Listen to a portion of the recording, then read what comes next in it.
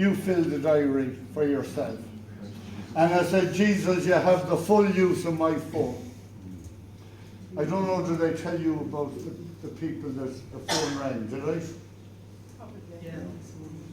The phone rang one morning at 11:30, and this guy said to me, why did you ring our house this morning at 7 o'clock? I said, I didn't, because I knew I pray at 7, and I knew I was gone up to the prayer room. Well, he said, the number that we're after ringing rang our landline at exactly 7 o'clock this morning, and I knew at exactly 7 o'clock I was praying.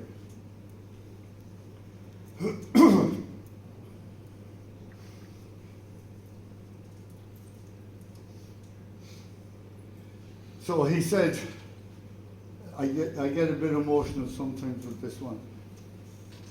He said, you rang our landline, it rang here, and my mother is here standing, and she wants to know why you rang the number. So I said, hold on a minute, and I looked down through the phone, and there was no landline number on my phone. So the mother came out and she said, you rang our house this morning at 7 o'clock. And I said to myself, what idiot is ringing me at 7 o'clock in the morning, because they know I don't get up until about 9. And she said I was in the bed and it was ringing, and I got out, and as soon as I went to put my hand on it, she said it cut out. And then she said, I heard the moaning in the bathroom. My husband had fallen and hit his head off the bath. And she said, if he was there for another 20 minutes, he would have been dead.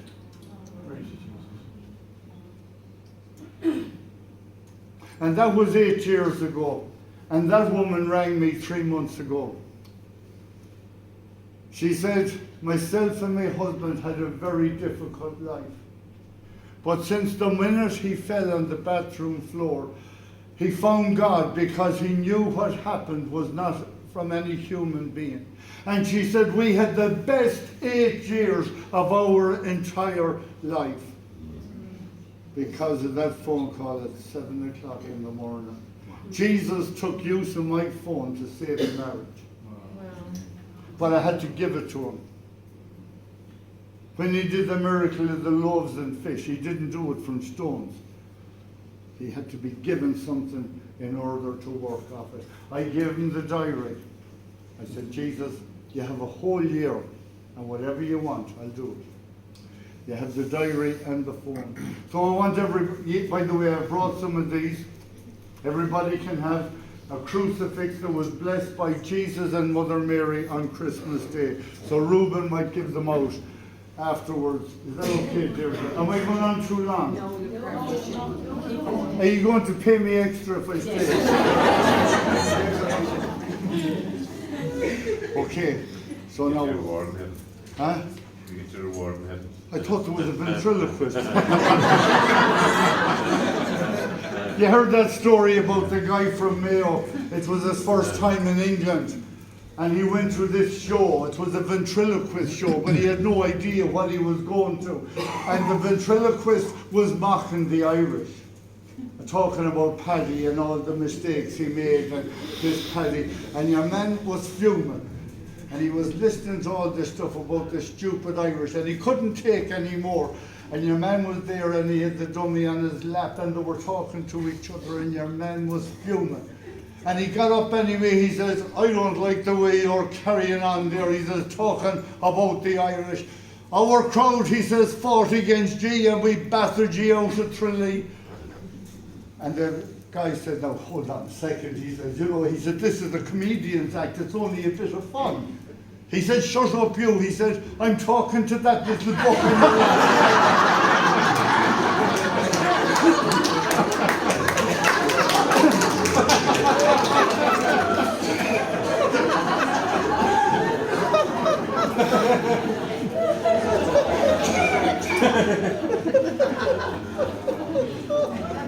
Okay. So, it's very important. I want everybody to put their right hand on their heart.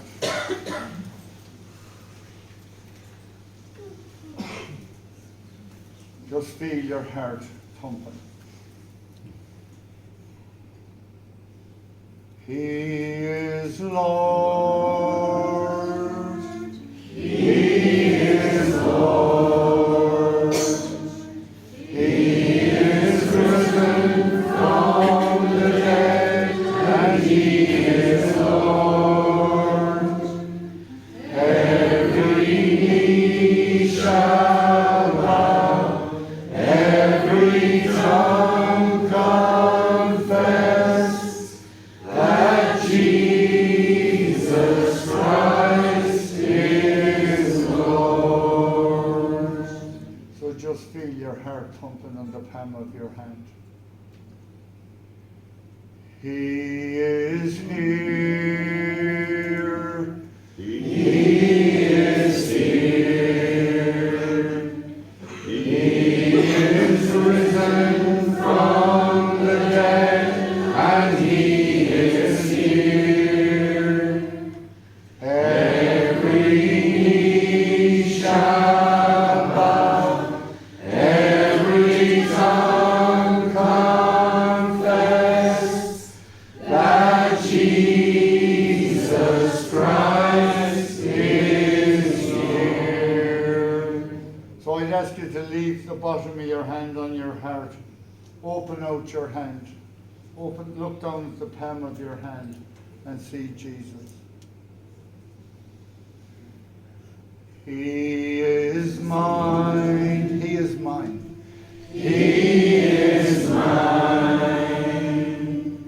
He is risen from the dead, and He is mine.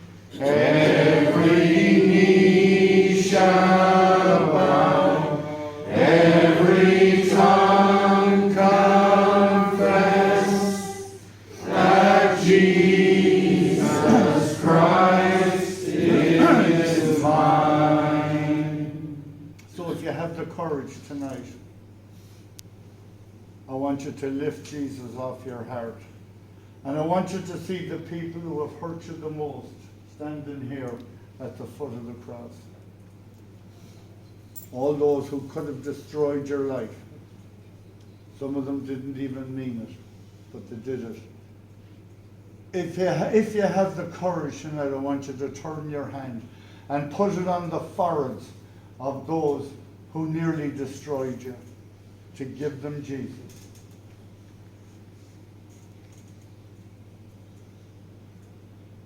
He is theirs. He is theirs. He is risen from the dead, and He is theirs.